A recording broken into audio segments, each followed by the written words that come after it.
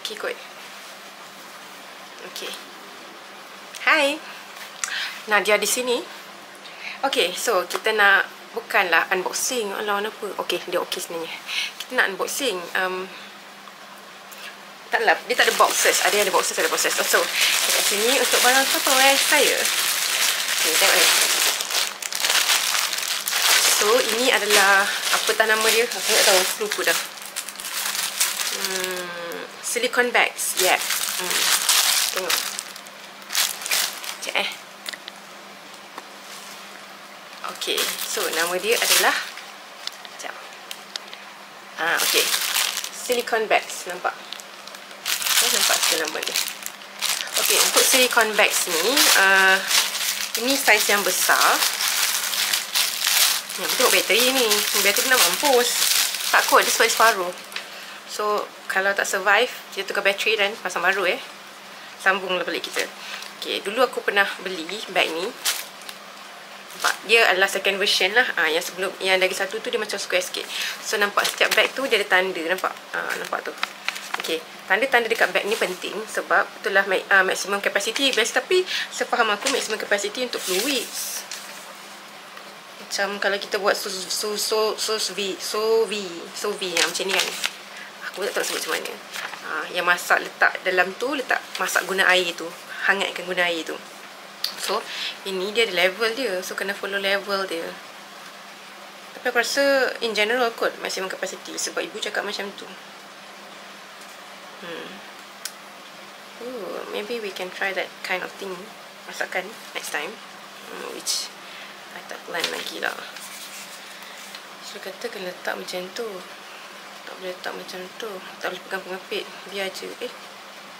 Apa yang salah kat situ?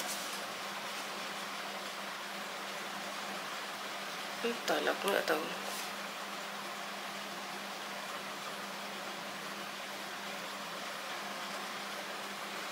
Tu perhangatkan kot. Entahlah. Microwave boleh, tapi kena bagi ruang. Okay, so bag ni kita buka satu je, tapi kita akan tunjuk semua. So, bila buka daripada plastik dia akan jadi macam ni lah. So, dia ada cover. Macam tu. Ini yang besar, saiz besar lah, yang paling besar. Sebabkan kapasiti yang aku perlukan taklah besar mana, tapi sebab dia ada limit kapasiti. Even kalau tak dalam peti pun. So, dia punya limit kalau kita tengok kat sini, kena tengok sendirilah. Jauh juga tau. Situ nampak. So, kalau letak air, tu je lah maksimum yang boleh letak. Apa-apa fluids juga lah. So, kapasiti ni bagus untuk kegunaan aku. Aku rasa aku over its limit lah. Tapi, it's not a bad thing. So, aku tak perlu bekas banyak. So, yang extra-extra ni aku boleh simpan untuk kegunaan lain. Sekejap, tutup dia. Okay, so kita buka satu je. Color memang tak boleh pilih kot sebab aku. Sebab semua sama je. Okay, so simpan balik. Nanti nak pakai kan aku buka. Well, this one dah terbuka pun. Simpan.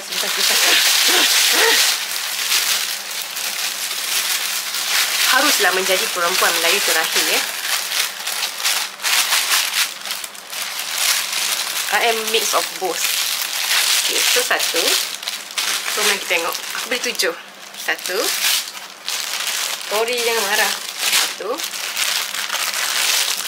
Dua. Ini unplastiking, bukan unboxing. 3.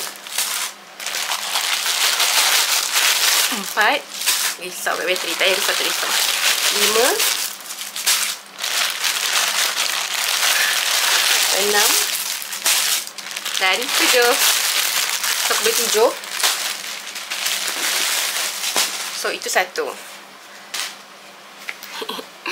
Itulah untuk kali ni. Untuk yang satu ni. Nanti kita sambung dekat lagi satu video untuk yang lagi satu. Bye.